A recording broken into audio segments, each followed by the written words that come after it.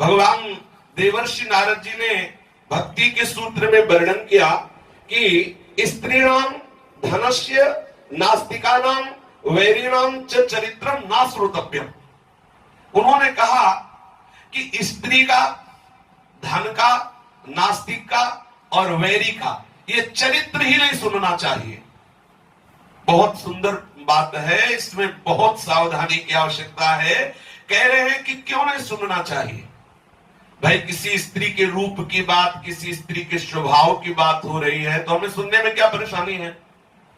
तो कह रहे हैं यस्य मनः स्त्रियास चिंतने संलग्नम सा भगवत चिंतनम कथमपि न कर्तुम शक्नोति। जिसका मन स्त्री का चिंतन करने लगा उसके सामर्थ्य नहीं है कि वो भगवत चिंतन कर सके। बहुत सावधान आचार्यों की वाणी है। यदि हम सिद्धांत को सुनेंगे, पूज्य पंडित गया प्रसाद जी महाराज से किसी ने प्रश्न किया कि बहुत सत्संग होते हैं और बहुत भगवत कार्य होते हैं लेकिन भगवत भाव रहित देखा जाता है, तो पूज्य बाबा ने कहा कि खूब साधन भक्ति का करो लेकिन आप असाधन असद आचरण यदि करते रहोगे तो कभी अनुभव नहीं होगा आपको। सत्संग करने वाला एकांत में असद आचरण करता है, सत्संग सुनने वाला एकांत में असद आचरण करता है, बाहरी साधन भक्ति का और आंतरिक एकांत में उसके असद आचरण बिल्कुल अनुभव नहीं होगा। सावधान रहे, व्यवहार में भले त्रुटि हो जाए लेकिन एकांत बहुत पवित्र होना चाहिए।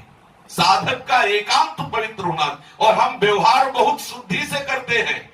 व्यवहार में हर वो लक्षण दिखाएंगे जिससे सबको लगे कि हम त्यागी महात्मा है, लेकिन एकांत में हम विषय सेवन करते हैं, इसी से हमें भगवद आनंद का अनुभव नहीं होता।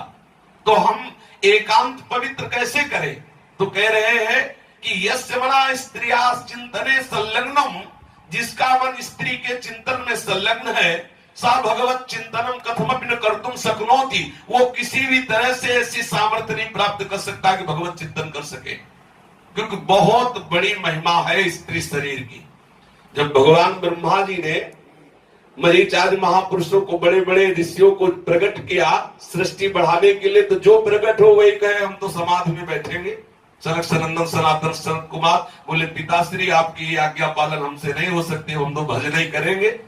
ब्रह्मा जी बड़े चिंतित हुए, एकांत में भगवान का चिंतन करके प्रार्थना की कि सृष्टि तो बढ़ ही नहीं रही। बोले हम एक बात बताते, वो कर लो, सृष्टि बड़े स्त्री की रचना कर लो, बस हो जाएगा।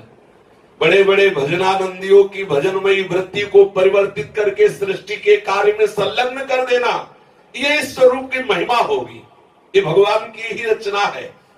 तो जिसका चित्त यस्य मना स्त्रिया चिंतन संलग्नम सा भगवत चिंतनम कथमपि न कर्तुम शक्नोति।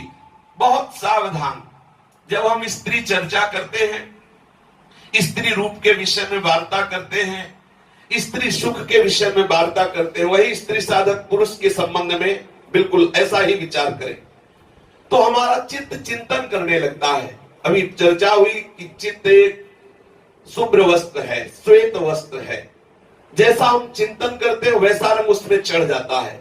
यदि हम आंखों से स्त्री के स्वरूप को एकाग्रता से देखेंगे, श्रवणेंद्रिय से स्त्री सुख संबंधी वार्ता सुनेंगे, भोग विलास संबंधी बातें मनन करने लगेंगे, तो निश्चित हम भ्रष्ट हो जाएंगे, भगवत चिंतन बनेगा ही नहीं। स्त्री चिंतने कामस्योत्पत्तिर्भवति, स्त्री का चिंतन निश्चित काम को उत्पन्न कर देता है।